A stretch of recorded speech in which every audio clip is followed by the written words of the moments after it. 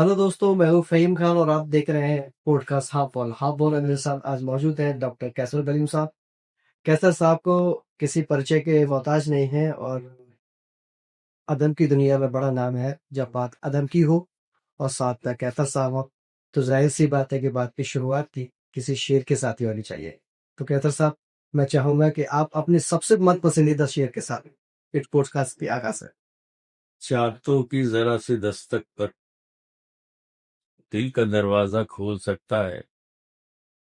चाहतों की जरा सी दस्तक पर दिल का दरवाजा खोल सकता है। इश्क ऐसी जबान है प्यारे, जिसको गूंगा भी बोल सकता है। बहुत बेहतरीन। तो जी, कैसर साहब, आपकी शायरी की शुरुआत कैसे हुई? ये सफ़र 40-42 साल का आपका कैसा रहा? यहाँ तक कैसे पहुँच रहा? अजीब सवाल है, लेकिन बताना तो पड़ता ही है। देखिए, शायरी जो है ना, वो एक तरह से अल्लाह की अता है, और कोई भी अता हो बगैर रियाजत के आगे वो नहीं बढ़ती है। तो अगर आपने उसमें रियाजत शामिल हो जाए और आप खुद शामिल हो जाए पूरी तरह से, किसी तरह का कोई बनावट ना हो, कोई मसनवियत, जी। तो उसमें मदद आती है उनकी। तो आपकी शायरी का फ़ोकस किस तरफ ज़्यादा है? मोहब्बत है, वतन से मोहब्बत है या कुछ और? देखिए, मोहब्बत के बगैर तो कुछ भी नहीं। तो आपका एक वो शेर भी है कि मोहब्बत करने वालों की हिमायत मैं भी करता हूँ। हिमायत शर्त, मोहब्बत करने वालों की हिमायत मैं भी करता था। हाँ, हिमायत शर्त थी, क्योंकि मोहब्बत मैं भी करता था। तो मोहब्बत के बगैर दुनिया में कुछ नहीं। हम ये हमारा वजूद जो है, वो मोहब्बत की सबसे बड़ी दलील है। और अगर ये मोहब्बत अपने मालिक हकीकी से हो तो फिर क्या हो? तो आपने एक शेर लिखा था सर कि मैं से नहीं हमसे वतन की मोहब्बत ये सार। कोशिश ये ज्यादा से ना कुछ कम से हुई है। कोशिश ये ज्यादा से ना कुछ कम से हुई है। तामीर वतन मैं से नहीं हम से। तो सबका इसमें कॉर्पोरेशन है, सब। तो ये आपको क्यों कहने की ज़रूरत पड़ी है इस शेर को? अब आप भी समझ रहे हैं, हम भी समझ रहे हैं। आप नहीं कह रहे हैं, हम कह ले रहे हैं, बस यही पर है। इसमें दो लफ्ज है, ज्यादा और कम। हुँ। यही से अलग अलग हो जाता है कि मेजोरिटी माइनॉरिटी दोनों सामने है हमारे, और जो कुछ दिखाई दे रहा है वो शेर में। शेर की ये मानी नहीं है कि जब आप किसी को गाली दे। शेर की मानी ये है कि अपने दिल की बात कहें और दरपर्दा कहे, और खूबसूरती के साथ, और जिसके लिए कहे वो समझ जाए। तो शेर की ये हुस्न कहता है। आप कह रहे हैं कि अपनी बात कह देनी चाहिए दिल से, तो लेकिन क्या लगता है कि आज के दौर में चाहे वो शायर हो, चाहे कवि हो, चाहे कोई भी हो, एक्स वाई जेड, क्या वो अपनी बात कह पानो तो बताएं? अगर मसलहत नहीं है कोई इनके साथ, तो वो कह लेगा। और एक चीज आप जान लीजिए कि दुनिया ला के कहे कि बीज को जमीन में गाड़ दी कहीं और वो फना हो जाता है, फना नहीं होता है। वो धरती का सीना चीर के अपने वजूद को, अपने अस्तित्व को, अपने एग्जिस्टेंस को साबित कर रखा। और जो लोग इस स्टेप को जान रहे हैं, कर रहे हैं, वो जिंदा रहते हैं, वो मरते नहीं। बज़ाहिर दुनिया के सामने हो सकता है कि वो उनकी वो हैसियत उतनी ना हो, क्योंकि हम शेडोज लेके नहीं चलते। हमारे शेडोज हमारी शायरी, हमारी फिक्र है, जैसी भी है, बड़ी है छोटी है, वो ही हमारे शेडो। सर, क्या लगता है आपको कि आज 10 साल पहले या 20 साल पहले की शायरी और अब की शायरी में क्या फ़र्क आया? बहुत फर्क है। जैसे? फर्क ये आया है कि पहली बात तो, जब शायरी कारोबार नहीं थी, हुँ। तो लोग पूरी तरह से अपने दिल की बात करते थे। उनका उसमें कोई बनावट नहीं होती। वो चाहे माशरा हो, समाज हो, या सियासत हो, یہ شروع سے رہا یہ سب، اس کے ویلوز بدلتے رہیں۔ آپ چاہے جتنے بڑے انسان ہوں، آپ کے پیچھے اگر وہ سرکاری وہ نہیں لگا ہوا ہے صاحب یہ فلاں ہے وہ یہ فلاں ہے، مطلب آپ کے نام کے نیچے کچھ بریکٹ نہیں ہے، تو پھر آپ بھی وہ حیثیت نہیں۔ بریکٹ کہہ دو تھوڑا سا کھل کے۔ بریکٹ سے مراد یہ ہے کہ جیسے فہیم احمد خان جو ہے ایڈیٹر فلاں، تو یہ ایڈیٹر فلاں جو ہے نا، یہ فہیم احمد خان وہ ڈیپینڈ کرتا ہے۔ جس دن یہ ختم ہوتا ہے، فہیم احمد خان ہے، میں کرشن بہاری نور صاحب کا ایک شعر ہے کہ میں خطرہ ہوں لیکن میرا وجود تو ہے، ہوا کرے جو سمندر میری تلاش میں۔ تو جس میں یہ مطلب ذہن میں رہا کہ صاحب ہم ہیں تو مطلب ہم اپنی طرح سے ہیں، جو بھی ہے جیسے بھی، ہم کسی کو نقصان نہیں پہنچا رہے، ہم معاشرے کو کچھ نہ کچھ دے ہی رہے ہیں، ہم مانگ نہیں رہے ہیں۔ معاشرہ اگر ہمیں کچھ دے رہا ہے تو ٹھیک ہے، ہم ایکسیپٹ کرتے، نہیں دے رہا ہے تو ہم ہاتھ نہیں پھیلائیں گے۔ جو ہاتھ پھیلانے والے لوگ ہیں، جو مانگنے والے لوگ ہیں، ان کی اس وقت موجودہ دور میں قدر و قیمت زیادہ ہو گئی ہے، جبکہ اس زمانے میں انہی چیزوں کی قدر و قیمت بالکل جوتوں پہ تگوں کی دکھی ہو۔ تو سب دیکھا جا رہا ہے کہ 2014 یا 2015 سے پہلے کے مشاعرے یا جو بھی پروگرامس ہوا کرتے تھے، اور آپ اس میں کچھ کمی آ رہی ہے مجھے لگتا ہے مشاعروں میں یا کمی سمیلن میں آتے کہیں گے کہ کچھ نہ کچھ کمی مجھے دکھتی ہے کہ ان کی سنکھیا تعداد بہت کم ہو گئی ہے، ایسا کیوں؟ دیکھیے ایک زبان کے جاننے والے دن کم، پہلی چیز ہم نے تو وہ بھی دور دیکھا ہے کہ صاحب مغرب کے بعد مشاعرے گاہ میں لوگ فرش پہ وہاں گیہوں کٹا ہوا فوال جو ہوتا ہے تو چار مویشیوں کو کھلانے کے لیے وہ بچھا ہوتا تھا، دریا مچتی تھی، پھر لوگ آ کے اپنا بیٹھے رہتے تھے اور صبح تک مشاعرہ چلتا تھا۔ اس میں کچھ فیصد لوگ ہوتے تھے جو زبان جانتے تھے، اور باقی لوگ جو ہوتے تھے وہ صحبت یافتہ لوگ۔ سر زبان کی آپ بات کر رہے ہیں، میں زبان کی بات نہیں کر رہا، میں بات کر رہا ہوں دور کی۔ میں وہی بتا رہا ہوں، میں وہی کہا رہا ہوں دور کی۔ تو وہ جو نہیں جانتے تھے وہ بھی انہی کو دیکھ کے ارے صاحب یہ شعر اچھا ہے، یہ آدمی بول رہا ہے لہذا اچھا ہے شعر، تو اس کی ایسی پبلسٹی ہوتی۔ پھر دھیرے دھیرے یہ ہوا کہ زبان کے جاننے والے کم ہوتے گئے، دوسری زبان سے تو یہ ہوا کہ صاحب ہم یہ زبان بھی سیکھے، جبکہ آج ہم برادران وطن سے بہترین وہ زبان بول سکتے ہیں جو لاگو کی گئی ہے، یہ ہمارے اندر یہ کوالٹی ہوتی ہے آج بھی۔ تو پھر یہاں پیسہ دکھائی دے گی، تو بھوک سے کب تک لڑے گا آدمی؟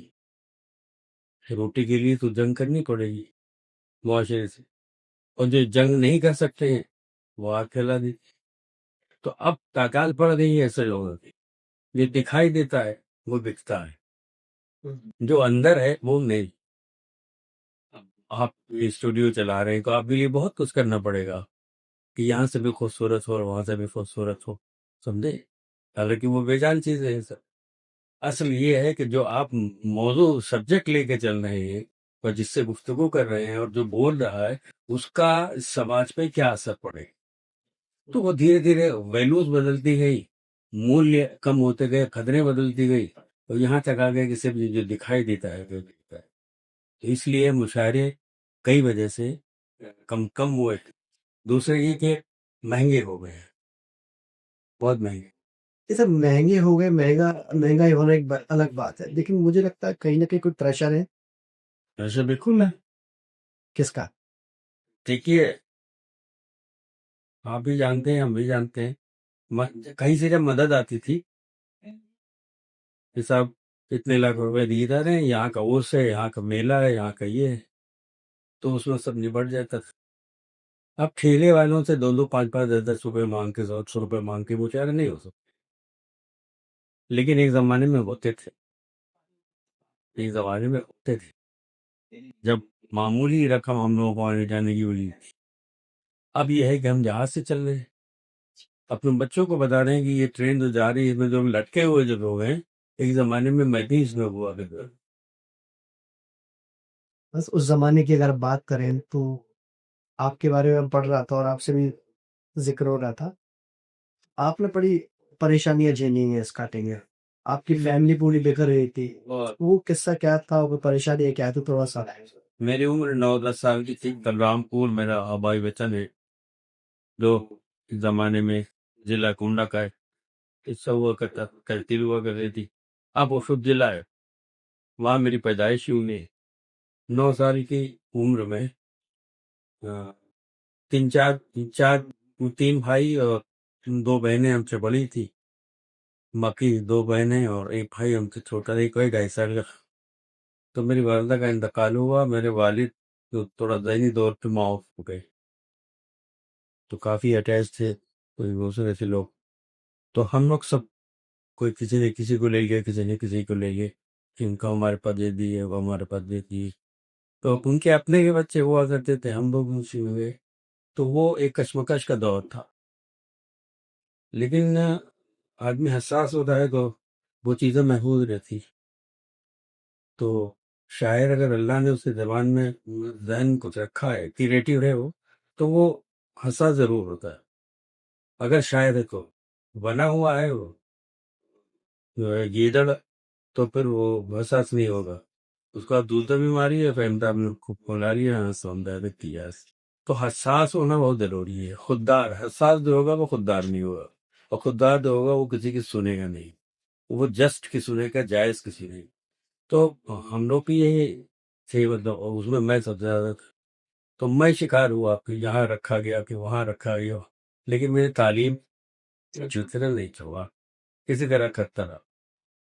تو وہ ایک اندر جو ایک کرب تھا نا، چیخ جو تھی اندر کی، وہ شاعری کی شکل میں جب بالغ ہوئے، پک گیا میرے ادھر، تب وہ باہر ہے۔ پہلا شعر کون سا؟ پہلا شعر تو یہ تھا، میرے والد ایک اودھی زبان ہے، ہم لوگ طرف اودھی زبان بولی جاتی ہے، تو اودھی کے بہت اچھے شعر کہتے تھے۔ ایک صاحب چائے پینے کے لیے ایک کی غرض سے روز میرے یہاں آتے تھے، تو وہ ایک غزل سنانے، اس میں ایک شعر کو زیادہ لوگ توجہ دیتے تھے، ہر روز وہی غزل سناتے تھے، اور چونکہ والد صاحب سمجھتے تھے کہ یہ چائے پینے آنے ہیں، لہذا وہ ادھر ان کی سن لیتے تھے، چائے لانے والا میں ہوتا تھا، تو وہ لیکن تو میں ضرور سنتا تھا۔ وہ یہ تھا ان کا پہلا مصرعہ تھا کہ تیرے خیال کو دل سے نکال دوں کیسے، یہی سنتے تھے۔ اچانک ہمارے منہ سے نکل گیا وہ کہ جیسے دودھ سے مکھی نکالی جاتی، یہ سمجھ لیجیے کہ یہ جو مصرعہ لگایا یہ طنز تھا، ہاں یہ بنیاد میں وہیں سے شیر پھر وہ چودھری لیں کہ یار مطلب کب تک چاہے گا، ہاں کوشش کرے، تو یہ تھا ہمارا راستے کو۔ پر ایک دعوت ہوا کرتا تھا تربیت، بڑے وہ بیٹھتے تھے تو کہیں غلط ہوتا تو وہ دوکتے تھے، ارے یہ ہوتا ہے۔ اب وشو ختم ہو، اس لیے کہ بچے مہذب نہیں رہے گی، بچے فرمانبردار نہیں رہے گی، تو بڑے بھی اوائڈ کرنا شروع کر دی، سیکھے گا نہیں ہٹاؤ۔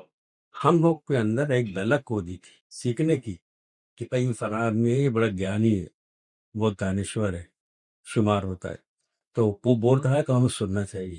آج بھی آپ یقین جانیں کہ اتنا کرنے کے بعد، اتنی تعلیم حاصل کرنے کے بعد، 50 سال مشاعروں کی دنیا میں سفر کرنے کے بعد، آج بھی اگر کوئی چھوٹا بھی بول رہا ہے اور کام کی بات بول رہا ہے تو ہم چپ ہو کے سنتے ہیں۔ تو جو اچھا لسنر ہوتا ہے وہی اچھا وقتہ بھی ہو سکتا ہے۔ تو سر کیا ایسے ادب ختم ہو جائے گا؟ ادب تو نہیں ختم، ادب ختم ہو جائے دنیا کا تو ہے، ادب نہیں ختم۔ ایک دور تھا جیسے آپ آگرہ کے سرزمین میں بیٹھے ہوئے تھے، تقریب نظیر صاحب آتا ہوئے، اور آپ جیسے بڑی ہستی ہیں یہاں، آپ مجھے لگتا ہے کہ لوگ شاعری نہیں کرنا چاہتے ہیں، آپ وہ پود نہیں نکل رہے جو ہونے چاہیے، نہیں نکل رہے، جو آپ نے کہا تھا کہ منچی شاعر یا مشاعرے والی شاعر زیادہ، دیکھیے نہیں بہت نکل رہی ہے، ہم موقع نہیں دے رہے ہیں۔ دیکھیے ہمارے پاس کیپیسٹی ہے، ہم کر سکتے ہیں، لیکن ہم کر نہیں رہے، ہم غیر اخلاقی طور پہ بنیاد جو پڑتی ہے نا، وہ بڑے بڑے کینوس پہ دماغ میں پڑتی ہے، ہمارا بڑا کینوس، لیکن وہ کینوس کہاں جا کے چھوٹا ہو جاتا ہے، کہاں گم ہو جاتا ہے، یہ ہمیں خود نہیں پتا تھی۔ تو اگر ہم اچھے لوگوں کو موقع نہیں دیں گے تو پھر ہم لگلے ہو کے چلیں گے۔ کوئی بھی معاشرے میں کوئی چیز ہو، آرٹ ہو یا جو ہے سیاست ہو، کچھ بھی ہو، نئے لوگوں کو جو ٹیلنٹڈ لوگ ہیں ان کو اگر ہم آگے نہیں لاتے تو پھر وہ چیزیں وہ راستہ بند ہو جائے. سیاست کی آپ بات کی، سیاست میں ہندی اور اردو کو بہن بہن کہا جاتا ہے، موثری بہن کہہ سکتے ہیں، لیکن اردو کو لے کر کے بڑی تلخی ہے، چاہے وہ کچھ لوگوں کی ہو، چاہے وہ ابھی دیکھا ہوگا آپ نے شاید ہمارے یہاں کے سامنے مکھیہ منتری صاحب ان کا کٹور ٹکرا، تو آپ اس سے کتنے اتفاق رکھتے ہیں؟ نہیں، ہم سے اتفاق نہیں رکھتے ہیں. اس کی وجہ یہ ہے کہ سیاست سب کو کرنی، وہ بھی سیاست کا ایک حصہ ہے. اس جو شیر سے اس بات کو کہ شیر سے ابھی اس وقت میں نے موضوع نہیں بنایا ہے، اس کو اس لیے نہیں بنایا کہ یہ کانٹروورسی ہے. تو پارٹی چلانی ہے. وہ کہتے نے کہا وہ ایک بڑا مشہور واقعہ کہ صاحب ہم بیمار پڑے، ڈاکٹر کے یہاں گئے، ہم نے اس کو فیس دی، اسے پرچہ لکھا، تو پوچھا کسی نے کیا وہ پرچہ کر کے دوا لے لیا، چلے آئے. تو پھر ہوا کہ کیا ہوا، پھر کیا کہنا کہ دوا کھائی آپ نے؟ نہیں کھائی. کیوں نہیں کھائی؟ مجھے زندہ رہنا تھا، کہ میں نے دوا نہیں کھائی. تو جب یہ ذہن میں ہو ہمارے کہ یہ چیز جو لے رہے ہیں یہ ہمارے نقصان دہ ہے، لیکن ہمیں ہی کرنا، ہم کر رہے ہیں. یہ بظاہر جو منچوں پہ تو ہندی سب چل رہا ہے، یہ کچھ نہیں ہے. آج بھی نئی پود نکل رہی ہے، وہ زبان کو سیکھتی ہے، ہمارے ساتھ کے لوگوں سے پوچھتی ہے یہ لفظ اس سے یہاں استعمال کر سکتے ہیں. جو کرنے والے ہیں، جو نہیں کرنے والے ہیں، وہ پھر اپنی راہ چل رہے ہیں. تو آج بھی ایسا نہیں ہے.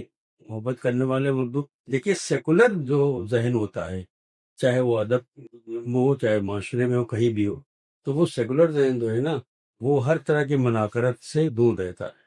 وہ کوشش کرتا ہے کہ جو ہمارا معاشرہ رہا ہے تھوڑا سا کہیں سے کہیں دکھائی دے، لیکن اس کی جھلک ہونی چاہیے. لیکن جو بیدار آدمی اگر ایسی بات کرے تو اس کا ایسا تو ہوتا ہے معاشرے. کچھ نہیں بتایا سیاست پہ. ایک سیاست جاتی ہے، دوسری آتی ہے، دوسرے لوگ دوسری باتیں کرنے لگتے ہیں.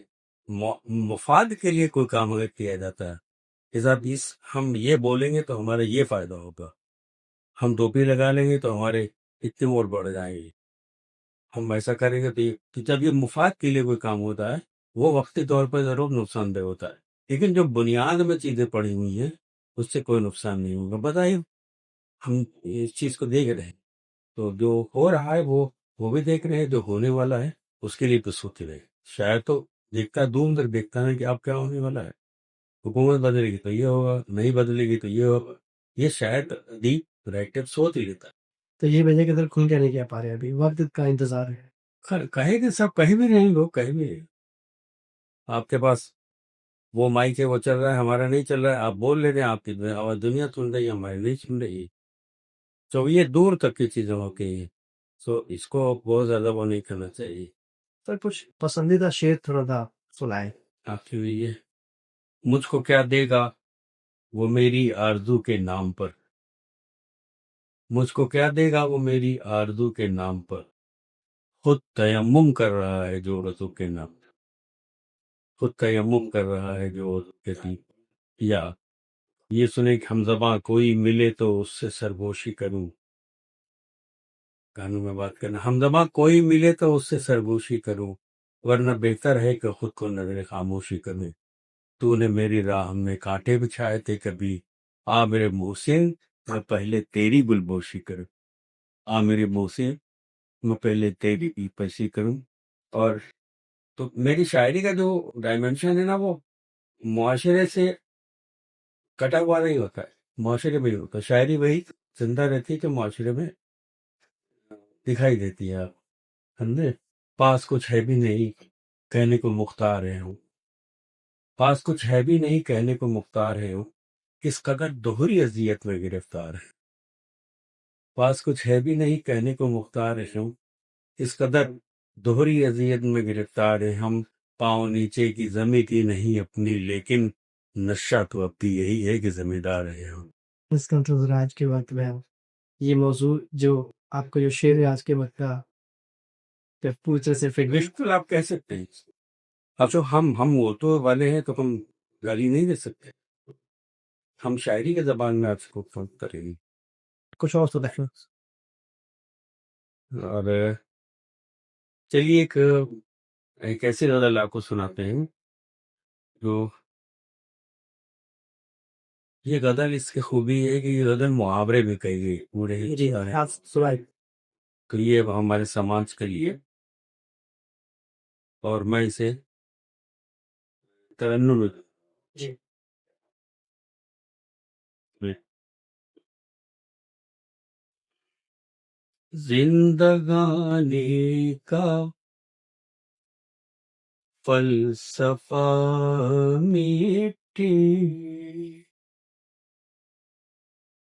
زندگانی کا فلسفہ میٹھی، آگ پانی ہے اور ہوا میٹھی، تیرے دکھ کا علاج ہے سونا، تیرے دکھ کا علاج ہے سونا، میرے ہر درد کی دوا میٹھی، میرے ہر درد کی دوا میٹھی، آگ پانی ہے اور ہوا میٹھی، آگ ایک ننھے سے بیج کو ایک دن، ایک ننھے سے بیج کو ایک دن کر ہی دیتی ہے کیا سے کیا میٹھی، کر ہی دیتی ہے کیا سے کیا میٹھی، آگ پانی ہے اور ہوا میٹھی۔ شیر سکی بہت اچھا۔ جس کو غم تھا میرے نہ ہونے کا، جس کو غم تھا، جس کو غم تھا میرے نہ ہونے کا، سب سے پہلے وہ دے گیا میٹھی، سب سے پہلے وہ دے گیا میٹھی، آگ پانی ہے اور ہوا میٹھی، آگ پانی ہے اور ہوا میٹھی، ایک غزل زندگی بھی ہے قیصر، ایک غزل زندگی بھی ہے قیصر، ایک غزل زندگی بھی ہے قیصر، جس کا انتم ہے قافیہ میٹھی، جس کا انتم ہے قافیہ میٹھی، آگ پانی ہے اور ہوا میٹھی۔ انشاءاللہ سر آپ نے تو فرات صاحب کے ساتھ کیف صاحب کے ساتھ فیض صاحب کے ساتھ کام کیا، اس دور کے شاعر اس دور کے شاعر میں کس طرح پر آپ کیا کہتے بہت فرق ہے صاحب، وہی تو تمہارے بنیاد ہے، ان کے وضو کی شاخیں ہم لوگ شاخیں بھی نہیں کہہ سکتے، اس لیے کہ انہوں نے جتنا گیئر ہم لوگ اتنا نہیں کر پا رہے، وہ تو ایک وہ دور تھا، ہم نے بھی دیکھا ہے کہ وہ مائک کو رسی میں باندھ کے لٹکا کے دیا جاتا، منہ ایسے اوپر کر کے بڑھ رہا ہوتا، ایک زمانے یہ بھی تھا جب بیل گاڑیوں کا سفر کر رہا تھا ہندوستان، اور وہاں سے یہاں تک پہنچنا، یہ سب ان لوگ ان کے تصور کے بغیر کچھ نہیں کر سکتے آپ۔ تو فرق یہ ہے کہ ہم لوگ ان کے صحبت میں بیٹھ کے کچھ سیکھنے کی کوشش کرتے تھے، آج کی جنریشن جو ہے وہ سیکھنا نہیں چاہتی، وہ آج دکان کھولتی ہے، کل ملٹی نیشنل کمپنی کا خواب دیں گی، تو جب زندگی میں شارٹ کٹ کا راستہ آپ اپنائیں گے تو دھوکے تو کہیں نہ کہیں کھانا پڑے گا، تو ان لوگوں کا زمانہ کچھ اور نہیں تھا۔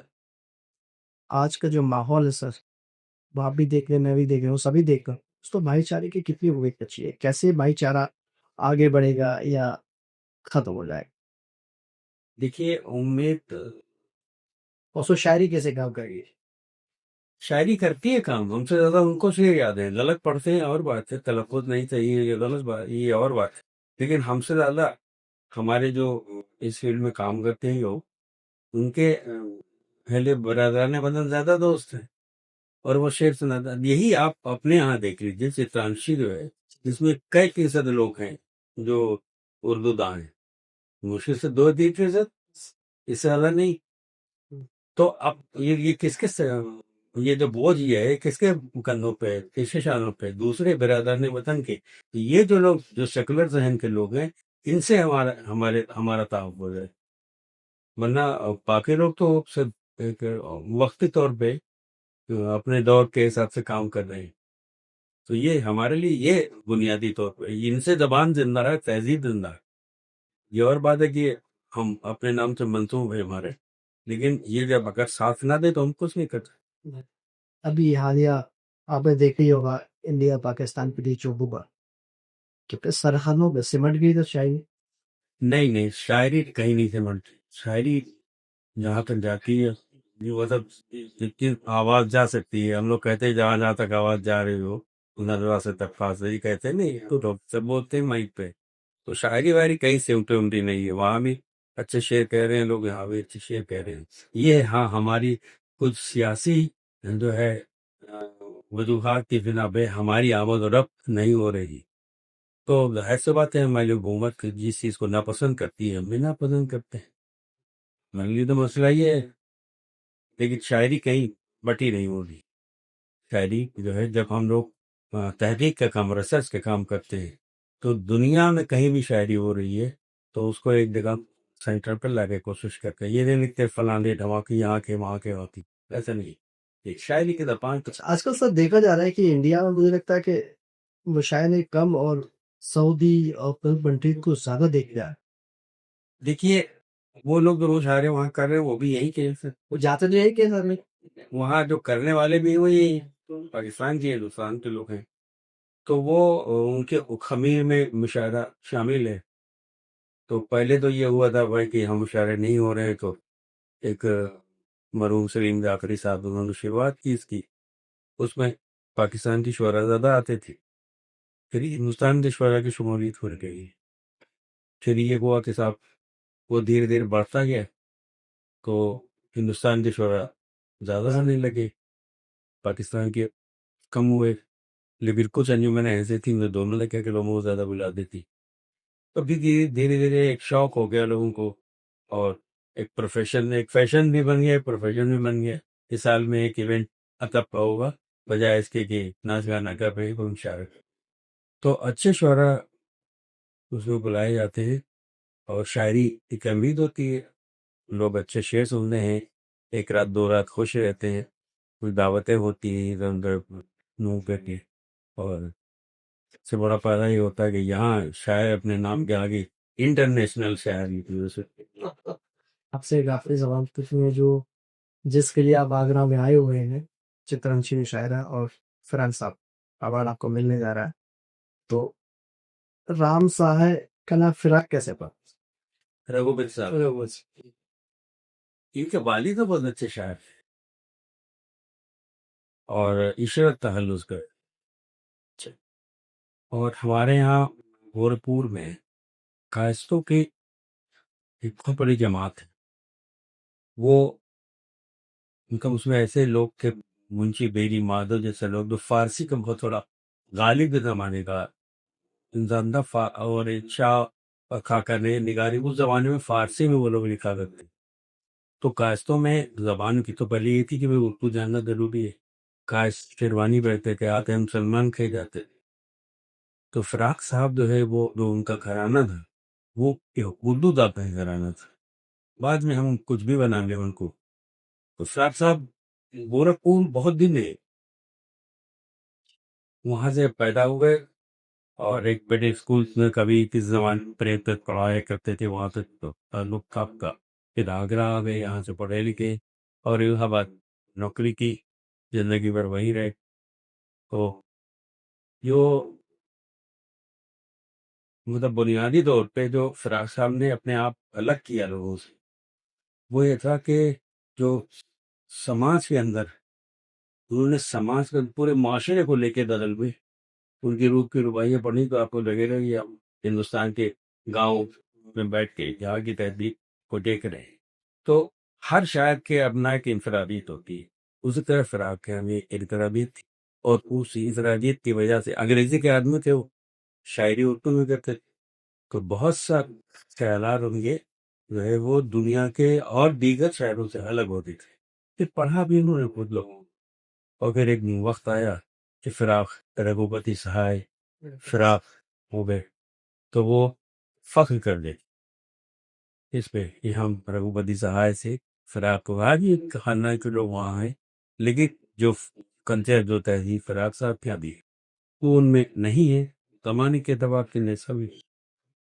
سر لاسٹ آپ کا ایک میں اسے شعر کہوں یا شاعری کہوں یا کنتا کہوں، یہ تم بھی دیکھنا دیکھ شاعری آ جائے گا یہ تو کہا گیا. یہ 30-32-29 سال پہلے جب یہ سب نہیں تھا تو آج ہوا ہے.